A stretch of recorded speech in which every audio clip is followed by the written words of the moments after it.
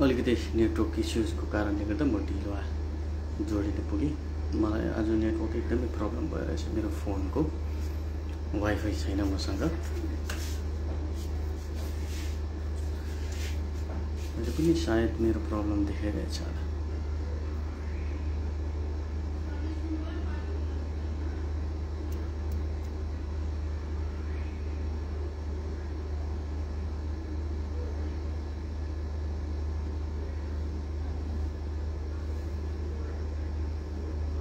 मेरो network problem छ आज।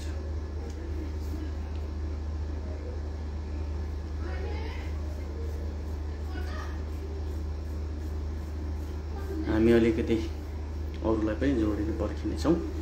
त्यसपछि आज म तपाईहरुसँग अहिले वर्तमान दार्जिलिङ परिस्थितिमाथि विशेष म बातचित गर्न चाहन्छु। जतिजना अहिले जोड्नु हुँदैछ तपाईहरुले शेयर गर्नुहोस् ताकि अझै धेरै व्यक्तिहरू जोड्न सकोस्। र आज म तपाईहरुसँग धेरै समय लिन चाहन्न। म छोटो रूपमा आजको चर्चालाई म गर्न चाहन्छु। आज धेरै समयपछि म यसरी फेसबुक लाइभमा फर्किने मौका पाएको छु। बीचमा त म आफै पनि अलिकति अस्वस्थ थिएँ। ट्रिटमेन्टको क्रम चलिरहेको थियो मेरो। त्यस्तो मेजर इस्युज त केही पनि थिएन, तर नसोको प्रब्लमले गर्दाखेरि अलिकति मेरो ट्रिटमेन्टहरू चलिरहेको थियो। मोटामोटी अब सकिन आँट्यो र अहिले म अलिक फिट छु। अनि त्यही भएर आज म प्रथमचोटि तपाईहरुसँग हैन धेरै ग्याप पछि तपाईहरुसँग जोडिन लागिरहेको छु। र जतिजना जोडिसक्नु भएको छ तपाईहरुले सक्दो शेयर गर्नुस् ताकि अरू पनि फेरि जोडिन सकोस्। र आज म तपाईहरुसँग छोटो मिठो चर्चा परिचर्चा गरेर प्रश्नहरू छ भने प्रश्नको जवाफ दिने कोसिस हरेक प्रश्नको गर्नेछु। त्यसपछि म आजको कार्यक्रमलाई साह्रो लामो तान्न चाहन्न।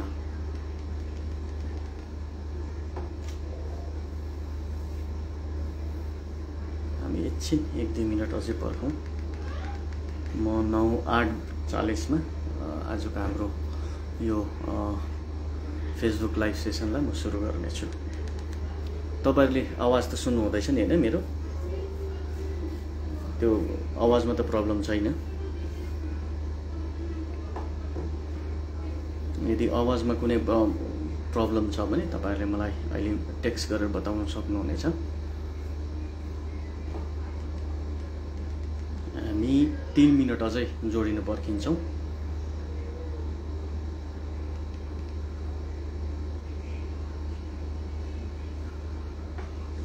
अहिले 8:38 भयो मसँग।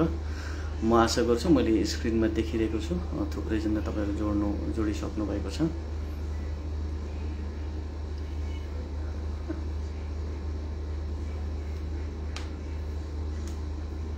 मेरो साथी भेना सर थुप्रै तपाईहरु जोडिनु हुँदैछ। तपाईहरुलाई धेरै धेरै धन्यवाद। तपाईहरुको कीमती समयलाई म लिन लागिरहेको छु। अच्छा, मेरो साथीले भन्नुहुँदैछ कि राम्रो सुन्दैछ। ठिकै छ, आवाज प्रब्लम छैन आज। किनभने मैले चेक गरेको कारण चाहिँ नेटवर्क मेरो अलिकति प्रब्लम छ आज। मेरो साथी जोडिनु भएछ, सन्तोष दाजु पनि जोडिनु हुँदैछ। ठिक छ त। आज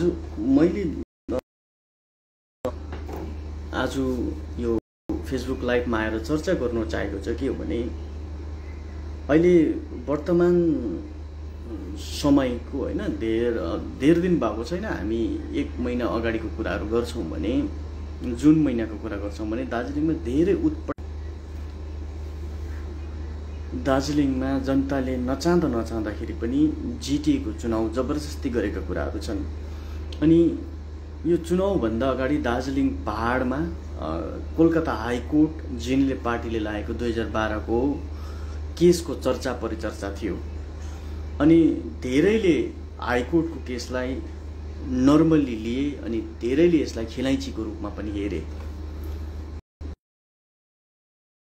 हामी त्यो ट्र्याकमा फर्क्यौं।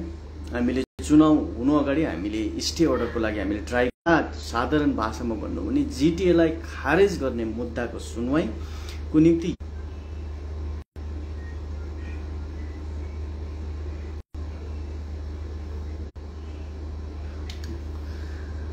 त्यो जिटिए को लिगलिटीको च्यालेन्जको केसमाथि जजले पहिला भन्नुभएको थियो कि स्टे अर्डरको भर्डिक्ट दिँदै गर्दा कि तपाईको जुन पहिलाको मेन केस छ त्यसको लागि बीचमा एउटा समय म तपाईहरुलाई दिन्छु र त्यो समय दिएपछि डेट दिन्छु र डेट दिएपछि हामी रेगुलर त्यसलाई हियरिङ गर्नेछौँ भनेर माननीय उच्च न्यायालयको जजले भन्नुभएको थियो। त्यही अनुरूप हिजो हाम्रो लयर्सहरुको टिम कोलकाता हाइकोर्टमा एपियर भएको थियो, अर्थात् उहाँहरु जानुभएको थियो र उहाँलाई आगामी अगस्त 5 तारिखको लागि यो जिटिए विरुद्ध रहेको केसको सुनवाईको समय दिइएको छ।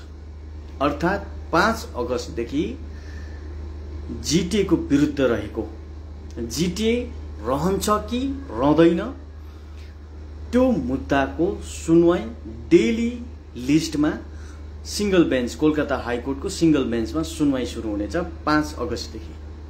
अनि 5 अगस्तको दिन भर्डिक्ट आउने होइन, तर 5 अगस्तदेखि हाम्रो यो जिटिए को विरुद्धको केस सुनवाई हुनेछ। अनि धेरैले यसो भन्छन् पहाडमा, सायद जानेर हो चाहे नजानेर हो, कोलकाता हाइकोर्ट चाहिँ बंगाल अधीन रहेको कारणले गर्दा सम्पूर्ण चीज बंगालको अधीनमा रहन्छ भन्ने कुराहरू गरेका थिए। तर उहाँहरूलाई म एउटा उदाहरण सहित म दिन चाहन्छु। वर्तमानमा बंगालको मन्त्री अनि पूर्व शिक्षा मन्त्री पनि हुनुहुन्छ उहाँ, अनि आज तृणमूल कांग्रेसको ठूलो नेताको रूपमा पनि हुनुहुन्छ। पार्थो च्याटर्जीलाई जुन प्रकारले ईडीले एरेस्ट गर्ने काम गरेको छ, यो पनि कोलकाता उच्च न्यायालयकै निर्देश अनुसार एरेस्टको कार्यक्रमहरू भइरहेको छ। किनभने यो मनी लन्ड्रिङको केस, यो घोटालाको केस कलकत्ता उच्च न्यायालयमा दायर गरिएका थिए एउटा सिलगढीको क्यान्डिडेटले, अनि त्यसमै त्यो केसमा हाइकोर्टले सीबीआई इन्क्वायरी दिएपछि पैसाको लेनदेनको सीबीआईलाई जानकारी भए बापत ईडीलाई इन्फोर्समेन्ट डाइरेक्टरलाई दिने काम गर्यो।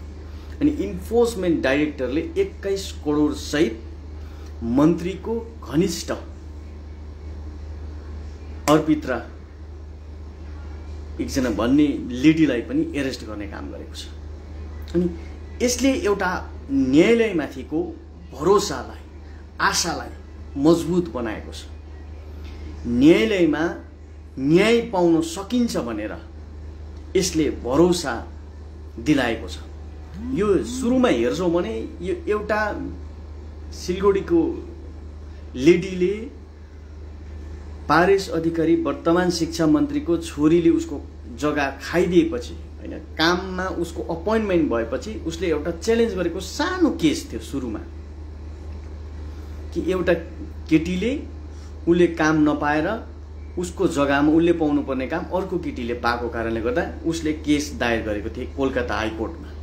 सुरुमा हेर्दा यत्रो सानो मात्रै थियो यो केस, तर पछिबाट गएर यो केसमा सीबीआई को इन्ट्री भयो, अहिले इन्फोर्समेन्ट डाइरेक्टरको इन्ट्री भयो। इन्फोर्समेन्ट डाइरेक्टरको इन्ट्री भएपछि आज बंगालको सबैभन्दा ठूलो मन्त्री पार्थो च्याटर्जीको एरेस्ट भयो।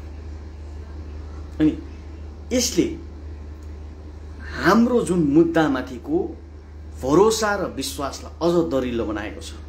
अनि म आश्वस्त छु दार्जिलिङ पहाड तराई डुवर्सले नकारेको जिटिए को विरुद्धको केसमा पनि यस्तै खालको निर्णय आउनेछन् भनेर।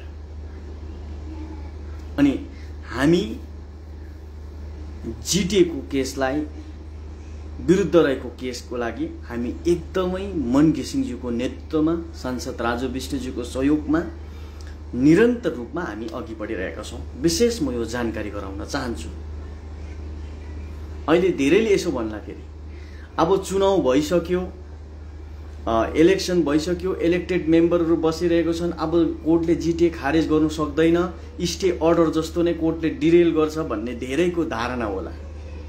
तर यो जुन केस हामीले हालेको छौं यो कलकत्ता न्यायालयले शून्य आधार भनेको संविधान उल्लङ्घन भयो कि भएन त्यो बेसमा त्यो आधारमा सुनवाई हुने हो। अनि धेरैले भन्ला कोलकाताको लेजिस्लेटिभ बंगालको लेजिस्लेटिभ एसेम्ब्लीले विधानसभाले पास गरेको जिटिए यो कसरी इलिगल हुन सक्छ, कसरी असंवैधानिक हुन सक्छ, धेरैले यसो प्रश्न पनि गर्ला। जिटिए को 100% विधानसभाले पास गरेको बिल हो स्टेट एक्ट अनुसार 2011 मा।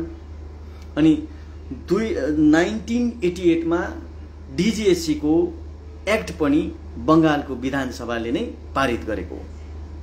जिटिए र डिजिएचसी पनि दुईटै बंगालको स्टेट एक्ट अनुसार बनेको व्यवस्था हो।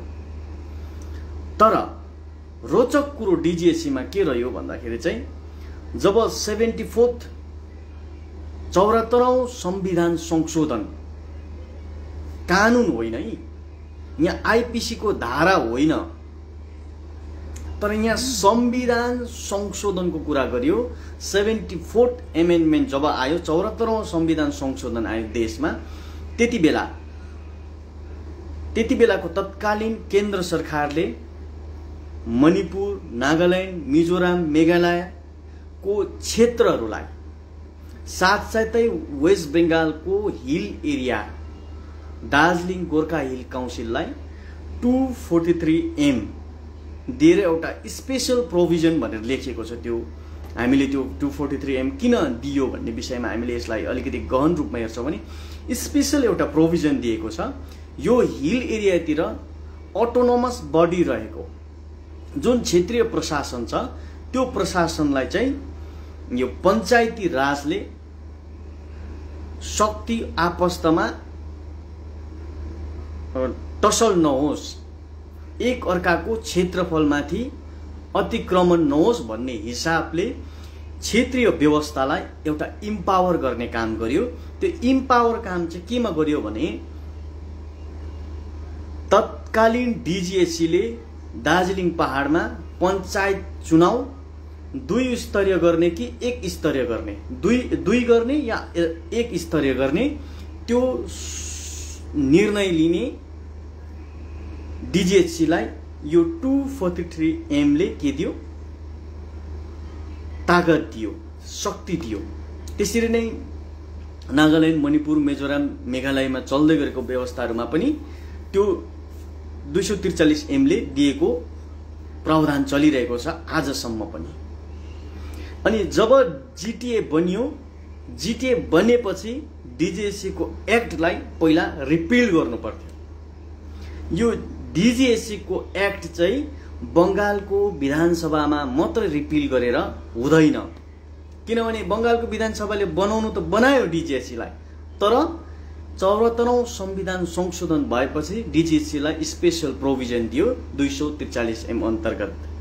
अब यो 243M जबसम्म संशोधन हुँदैन, अर्थात डिजिएचसी बाट जबसम्म यो 243M लाई हटाइँदैन तबसम्म डिजिएचसी चलिरहेको छ।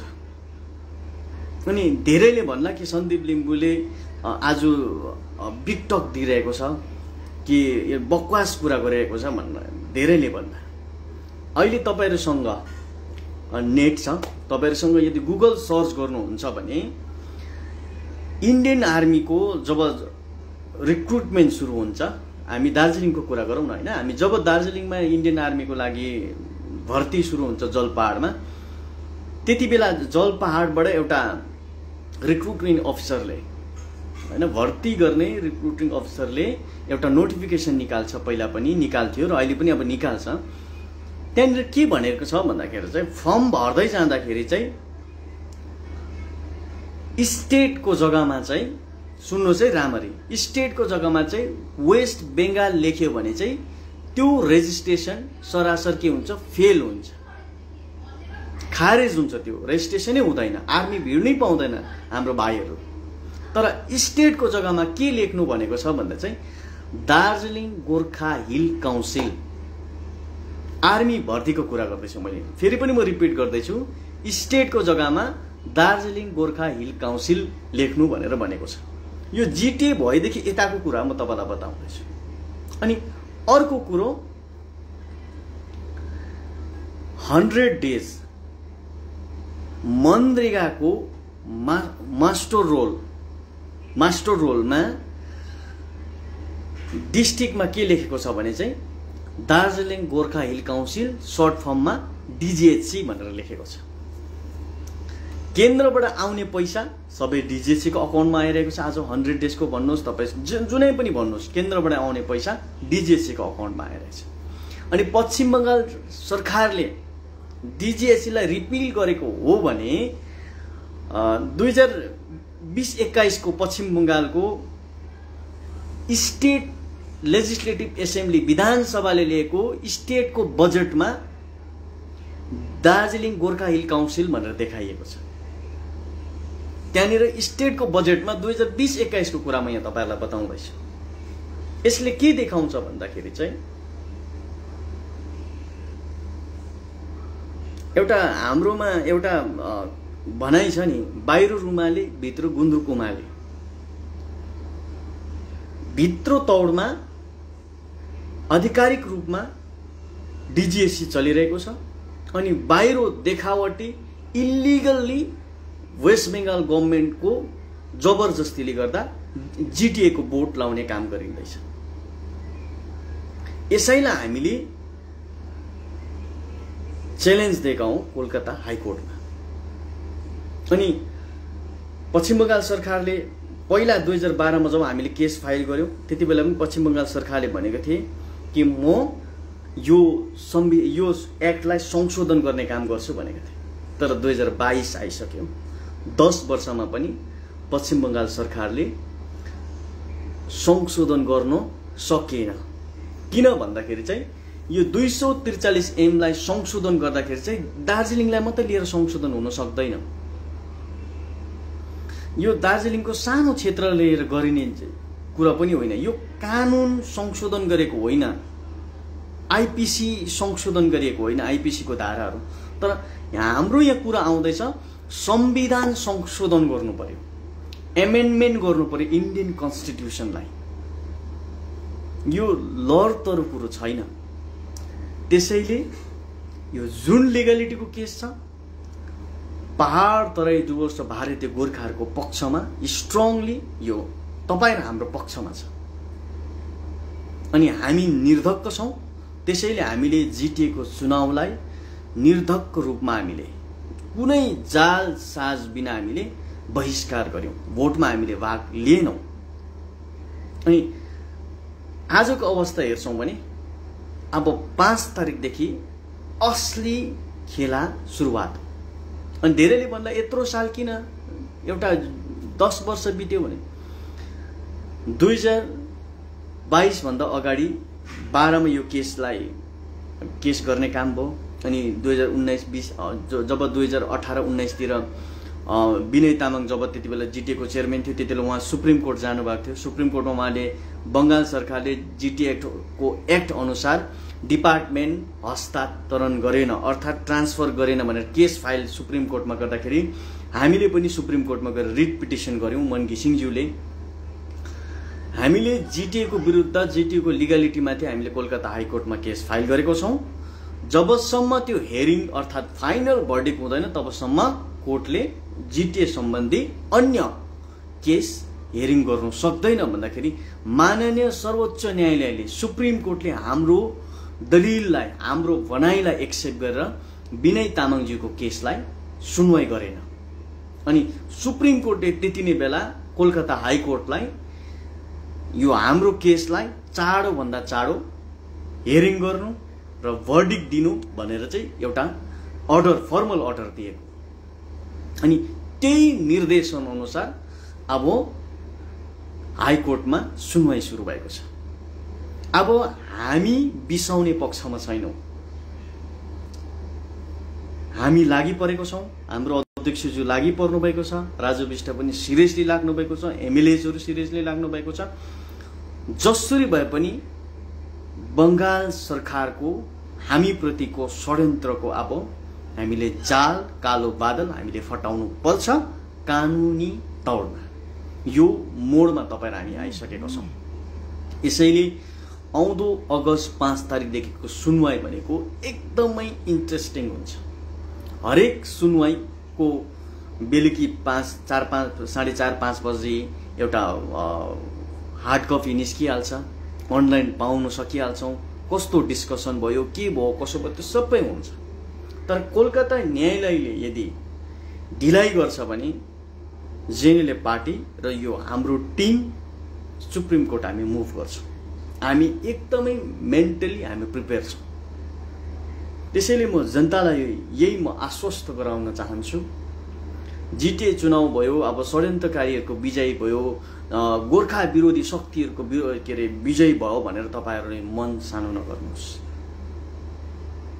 जसरी आज कोलकाता न्यायालयको डण्डा आज सरकारको विरुद्ध परिरहेको छ, यो जिटिएको विरुद्धमा रहेको केसमा पनि त्यसरी नै पर्नेछ। अनि हामीले सर्वोच्च न्यायालयको निर्देशनलाई मानेको छौं र हाइकोर्टमाथि हामीलाई पूर्ण भरोसा र विश्वास छ र हाम्रो टिम पनि एकदमै दरिलो प्रकारले लडिरहेको छ। आजभन्दा 2012 र 2022 को बीच 10 वर्षको ग्यापमा जेएनएलएफले हामीले यो केसलाई हामी अरु कुरोमा हामी इन्गेज थियौं, तर यसलाई हामीले त्यति साह्रो हामीले कन्टिन्युस दिन सकेको थिएनौं। तर अब हामी यो 22 मा हामी कन्टिन्युस फुल एन्ड फाइनल हामी जिटिएको विरुद्ध रहेको केसमा आरपार हुन चाहन्छौं। अनि दैवको लाठी सबै माथि भने जस्तै हैन, ऊपरवाला जब देता है तो छप्पर फार्के, जब लेता है तो थप्पड मार्के भन्ने जुन हिन्दीमा एउटा भनाइ छ, आज जिटिएसँग त्यस्तै भइरहेछ। पश्चिम बंगाल राज्यको मुख्यमन्त्री दार्जिलिङ आउनुभयो, शपथ ग्रहण गराउनुभयो, अनि उहाँले 1 फुटी कौडी सम्म पनि नयाँ बोर्डलाई, जिटिएको बोर्डलाई दिएन। उहाँले सिधै भन्नुभयो, मैले 10 वर्षमा विकास गर्नको लागि 7,000 करोड दिएको छु भनेर भन्नुभएको छ। अनि त्यो 7,000 करोड पैसा चाहिँ हामीले डिभाइड गर्नु भने 45 वटा समष्टिमा हामीले डिभाइड गर्नु भने एउटा समष्टिमा 155 करोड भन्दा पनि ज्यादाको विकास हुनुपर्ने थियो, तर त्यो देखिँदैन। हामी रेलिङ कैजली समष्टिको कुरा गर्छौं भने कैजलीदेखि एउटा अप्पर लामाको जाने बाटो र एउटा रेलिङ बिबारी जाने बाटो, रेलिङ बिबारीदेखि माथि गुम्बाटार जाने बाटो, गुम्बाटार यता राईगाउँ हुँदै खालिङगाउँ हुँदै गुम्बाटार जाने बाटो, अप्पर रेलिङ जाने बाटो हेर्छौं हामी।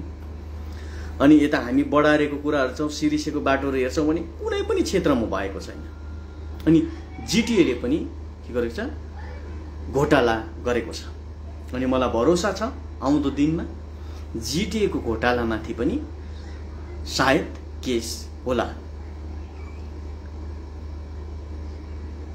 राज्य सरकारले पैसा, मुख्यमन्त्री स्वयं दार्जिलिङ आएर 1 पैसा पनि दिनु भएन र अनित थापा चतुराईको साथमा टिएमसी को शहीद दिवसमा अंशग्रहण गर्न जाँदाखेरि एउटा जबरजस्ती रिभ्यू मिटिङ भनेर चीफ सेक्रेटरीसँग मिटिङ बसे कोलकातामा। किनकि त पहाडलाई देखाउनु पर्यो, शहीद दिवसमा मात्रै गएर आयो भने त यता मुख देखाउन नसक्ने आफ्नै सभासदहरुलाई पनि। अनि त्यसैले उहाँले ठूलो झुट बोले कि रिभ्यू मिटिङमा हुन्छ। रिभ्यू मिटिङ चीफ सेक्रेटरीसँग भएन, हैन भयो, तर रिभ्यू मिटिङ बडो चाखलाग्दो भयो। चीफ सेक्रेटरीले अहिले वर्तमान जिटिए 670 करोड घाटामा चलिरहेको खुलस्त पार्नु। अनि यो 670 करोड जुन घाटा छ त्यसमा आन्दोलनकालको, असहयोग आन्दोलनकालको बिजुली बत्तीको बिल पनि छ। अनि त्यो बिजुली बत्तीको बिल तिर्नुपर्छ सम्म पनि भनेको हुनुपर्छ चीफ सेक्रेटरीले। अनि ममता बेनर्जीको दार्जिलिङ पहाडको भ्रमणमा पनि 1 पैसा ल्याउन सकेन जिटिएले। अनि अनित थापाको कोलकाताको भ्रमण चीफ सेक्रेटरीसँगको मिटिङ पनि के भयो, टोटली फेल भयो, अर्थात् 1 पैसा पनि आएन। अनि यसले के दर्शाउँछ भन्दा चाहिँ बंगाल आफै कंगाल छ, यो कंगालीको अवस्थामा जिटिएले दक्षिणा पाउन सकेन। यो जबरजस्ती एउटा हाम्रो जुन एउटा दार्जिलिङ पहाडले बनाउँदै गरेको बुन्दै गरेको जुन एउटा हाम्रो गेम थियो त्यसलाई तहस नहस पार्नको लागि ठूलो षड्यन्त्रको रूपमा जिटिए चुनाव गरेको हो। फन्ड आउनु गाह्रो छ, बंगाल आफै चल्नु पनि हम्मे परेको छ। बंगाल सरकारकोमा पैसा हुँदो हो त कर्मचारीहरूको डिए जुन डियरेस अलाउन्स भन्छ कर्मचारीले पाउँछ, महँगाई भत्ता जस्तो हो यो। डियरेस अलाउन्स जुन पाउनु पर्ने थियो त्यो पनि राज्य सरकारले कर्मचारीहरूलाई दिन सकेको छैन। एउटा ग्याजेटेड अफिसरको सेन्ट्रल गभर्नमेन्ट र स्टेट गभर्नमेन्टको तुलनामा स्टेट गभर्नमेन्टको कर्मचारीहरू महिनामा 30 देखि 40 हजार कम्ती सेलेरी पाइरहेको छ। यसैले जिटिएबाट ठूलो कुरा हुन्छ भनेर कुनै कुरोमा आशा भरोसा नगर्दा पनि हुन्छ। यो एउटा आइवास हो। अनि म चर्चा गर्न चाहन्छु स्कुल सर्भिस कमिसन को जुन काण्ड कोलकातामा भइरहेको छ, ताण्डव मचाइएको छ। दार्जिलिङ पहाडमा पनि जब जिटिए 2 बन्यो त्यसपछि दार्जिलिङको थुप्रै होटलको कोठाहरूमा टिचर अपोइन्टमेन्ट दिने काम गरियो। होटलमा क्याम्प राखेर टिचर अपोइन्टमेन्ट बाँडिएको छ। अपोइन्टमेन्ट पनि होइन, अप्रुभल लेटर दार्जिलिङ डिआई को मार्फत जिटिए 2 चलाउने त्यति बेलाका साथीहरू, अहिलेको अनित थापाका साथीहरूले बाँड्ने काम गरेको छ। म बीपी बजगाईज्यूलाई म बधाई दिन चाहन्छु।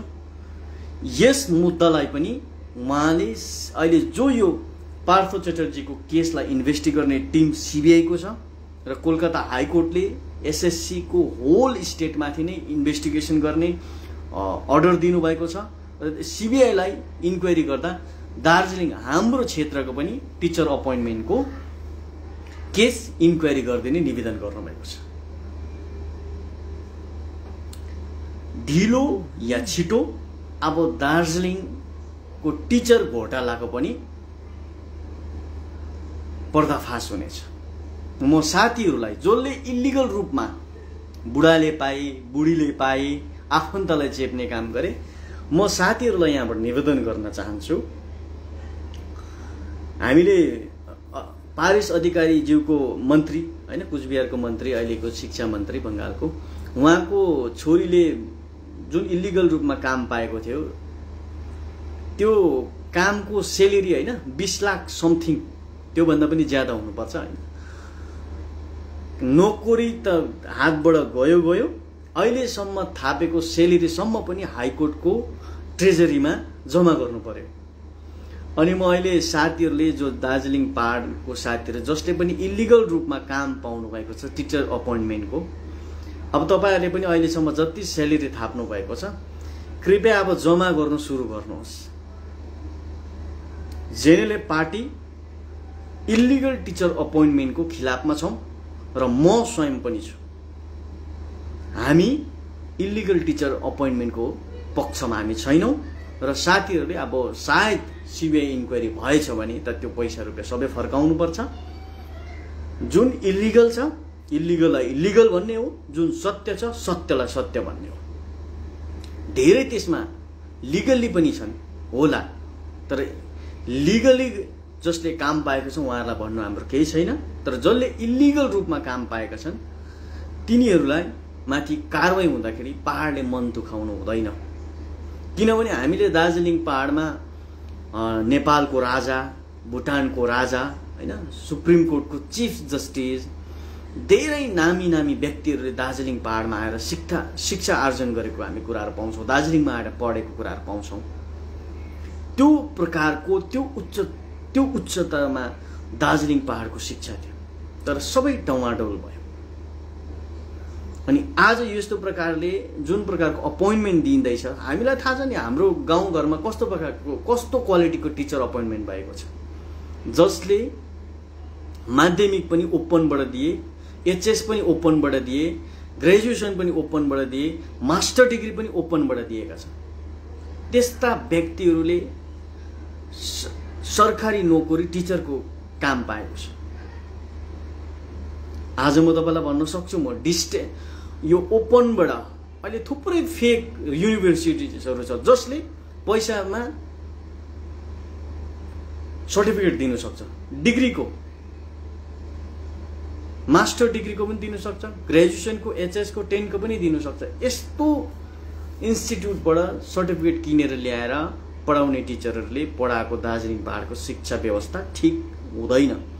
त्यसैले तपाईँ र मैले अब यो सही समय हो, अभी नहीं तो कभी नहीं, जुन हिन्दीमा भनाइ छ त्यो अनुसार दार्जिलिङ पहाडको शिक्षा व्यवस्थालाई सुधार्नु हो भने तपाईँ र मैले यो केसलाई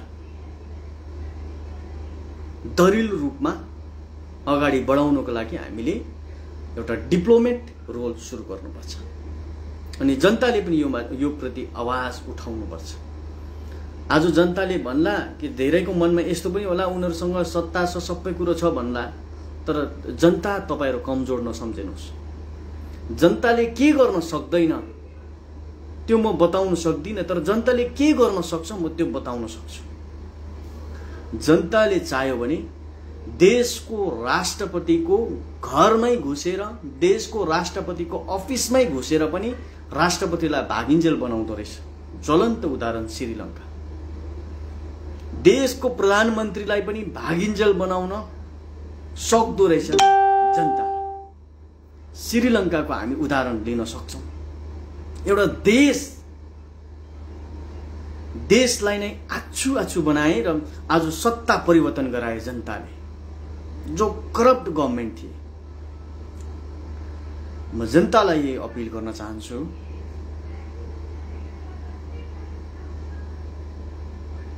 यो जुन शिक्षामा खेलवाड गरिएको छ यसको आवाज उठाउनुहोस्। जुन तपाईं र मेरो भविष्यलाई बिगाड्न लागि खेलवाड गरिँदैछ यसको आवाज उठाउनुहोस्। जनता भनेको जनार्दन हो, जनता भनेको डेमोक्रेसीमा भगवान हो। तपाईले जे चाहनुहुन्छ त्यो गर्न सक्नुहुन्छ। सत्ता तपाईले परिवर्तन गर्न सक्नुहुन्छ। जीटीए को खिलाफमा जुन प्रकारले तपाईहरुले आवाज उठाउनु भएको थियो त्यो आवाजको कदर गरेर हामी न्यायालयमा पुगेको छौं र आउँदो दिनहरुमा म चाहन्छु पर्मनेन्ट पोलिटिकल सल्युसन भएपछि हामीले लेजिस्लेटिभ पावर यदि पाएको खण्डमा, हैन, संवैधानिक व्यवस्था भनेपछि हामीले लेजिस्लेटिभ पावर त पाउँछौं नै, हामीले विधान बनाउने हामीले पालिका पाउँछौं भने दार्जिलिङ पहाडको शिक्षा व्यवस्थालाई सुधार्नको लागि पर्मनेन्टली सरकारी कर्मचारी र शिक्षकहरूले राजनीतिमा भाग लिन नपाउने हामीले नियम बनाउनु पर्छ। हाम्रो जिएनएल पार्टीमा पनि धेरै शिक्षकहरू छन् जसले राजनीति गरिरहेका छन्, अन्य पार्टीहरूमा पनि छन्। सबैलाई यो नोक्सानकै कुरा हो पोलिटिकली हेर्यौं भने। तर जातिलाई हेर्छौं भने हामीले यो बोल्ड डिसिजन लिनु जरुरी छ र यो नियम कायदा कानून बनाउने हामीले त्यो क्षमतावान व्यवस्थाको लागि, त्यो सल्युसनको लागि तपाई र मैले निर्णय लिनुपर्छ र जनताले दरिलो प्रकारले सोशल मिडियाको पनि पावर छ, सोशल प्लेटफर्ममा भए पनि यसको विरोध गर्नुपर्छ। म तपाईहरुलाई विशेष आजको लागि धन्यवाद दिन चाहन्छु। म हरेक सुनवाईको बेलकी तपाईहरुसँग फेसबुक लाइभमा जोडिने छु। म कोशिश गर्छु हरेक सुनवाईमा जोडिन पाऊँ। नेटवर्कले धोका दिएन भने म तपाईहरुसँग लाइभमा आएर यसरी म बातचित गर्ने छौं। यहाँ धेरैले यसो भन्दैछ शिक्षा व्यवस्थामाथि सुभाष घिसिङको पालादेखि के भयो कसो भयो भन्दै छ। त्यो सबै कुरो बिग्रियो म मान्छु। आजभन्दा अगाडि शिक्षा व्यवस्थाको अवस्था कति सालदेखि बिग्रियो, तर अब बिग्रियो भन्दैमा पनि अब बिगार्नु भएन नि त। बिग्रेको चीजलाई सफारेर लैजाने तपाईं र मेरो जिम्मेवारी हो। सपारौं बिग्रेको कुरोलाई, भत्केको कुरोलाई बनाऊ अनि हामीमाथि भएको थिचोमिचोलाई हटाऊ। अनि धेरै स्कुलहरुमा यति सारा पनि राजनीतिक हस्तक्षेप गरिएको छ। सिनियरिटीको आधारमा एज पर नर्म्स अनुसार हेडमास्टर, अहिले टिआइसी भनिन्छ, हेडमास्टर भनौँ होइन, साधारणले बुझ्न, हेडमास्टर हुनुपर्ने सिनियरिटीको आधारमा, तर अहिले गोजममुको दोस्रो खेमा भनौँ, गोजममुको पालादेखि भनौँ, सायद अहिले तान्त्रिकको पालामा भनौँ, जुनियरलाई र पोलिटिकल पार्टीले जबरजस्ती टिआइसीको इन्चार्ज बनाउने काम गरेको छ। यी कुराहरूलाई पनि हामीले नकेल कस्नुपर्छ। यदि यो गरिएन भने शिक्षकहरू बीचको तालमेल तोडिन्छ अनि स्कुलमा त्यो माहौल बनिँदैन। जुन स्कुलमा माहौल बनिँदैन त्यो स्कुलमा एउटा राम्रो प्रकारको माहौल नबनेको स्कुलमा शिक्षा दीक्षाको कार्यक्रम पनि राम्रो हुन सक्दैन। यसैले यी तमाम कुराहरूलाई सुधार्नको लागि तपाईँ र मैले आवाज उठाउनै पर्छ। अनि मलाई विश्वास छ 5 तारिकदेखि सुनवाई हाम्रो सुरु हुनेछ अनि सुनवाई सुरु भएपछि जिटिएको आयु पनि जति सुनवाईको डेट आउँदै जान्छ, सुनवाई हुँदै जान्छ, जिटिएको आयु पनि त्यति नै तुरिँदै गएको हुनेछ। धन्यवाद तपाईहरु सबैले यति समय मलाई समय दिनुभएको छ र मेरो भनाइलाई सुन्नुभएको छ। यदि तपाईहरुलाई मेरो भनाइ सही लागेको खण्डमा तपाईले शेयर गर्नुहोस् ताकि धेरैले आफ्नो विचार पोख्न पाऊँ। म अन्तिम सन्दीप शर्माको तपाईलाई अझै भाजपामाथि भरोसा छ कि गोर्खालाई न्याय दिन्छ? सन्दीप शर्माज्यू मेरै नाम रहेछ उहाँको पनि। सन्दीपज्यू,